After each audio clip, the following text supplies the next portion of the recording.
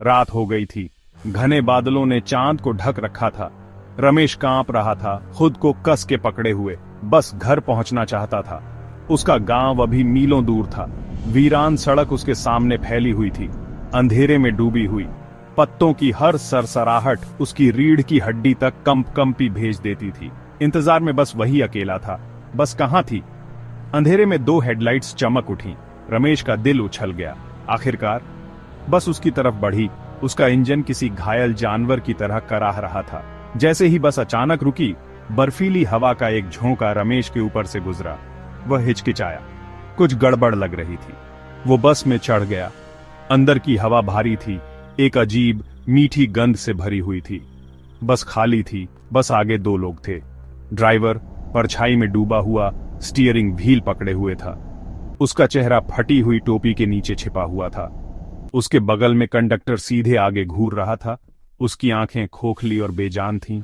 रमेश उनसे दूर जाकर बैठ गया। बस फिर से हिचकोले खाते हुए चल पड़ी, कराह रही थी और हिल रही थी। उसने दूसरे मुसाफिरों पर नजर डाली, या यूं कहें कि उनकी कमी पर।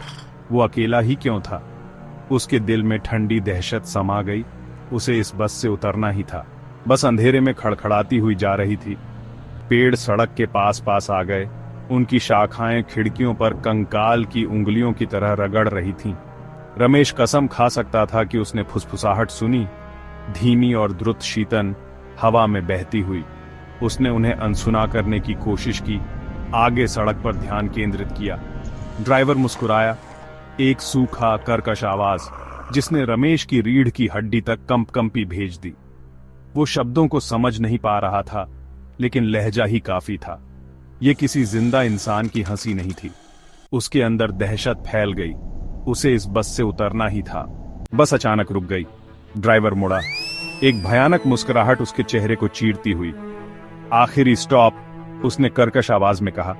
उसकी आवाज सन्नाटे में गूंज रही थी। रमेश हिचकिचाया नहीं। वो दरवाजे की तरफ भागा, खुद को रात में बाहर फेंक दिया। उसने पीछे मुड़कर नहीं देखा। वो तब तक दौड़ता रहा जब तक उसके फेफड़े जलने नहीं लगे और उसके पैर दया के लिए चिल्लाने लगे। जब वो आखिरकार रुका तो उसका दिल तेज धड़क रहा था। उसने पीछे मुड़कर देखने की हिम्मत की।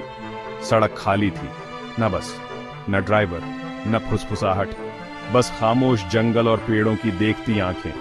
क्या ये सब एक बुरा सपना था?